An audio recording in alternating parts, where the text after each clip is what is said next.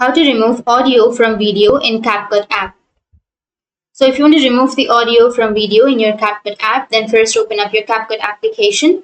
Once you open your CapCut, now you need to go for create project, or you can also choose the existing project. So I'll be choosing a new project and go for import, and then simply select a video that you would like to add. Once you've added, you need to drag that to the bottom, and here you will have the sound to this video, right?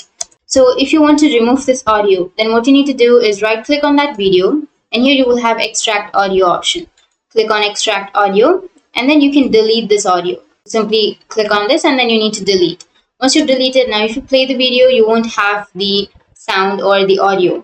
But you will also have another way. What you can do is you just need to click on the video, and then you need to go for the audio, which is here on the upper right, and simply go for the volume option and lower your volume. Once you've lowered your volume, then you won't have any sound on that video.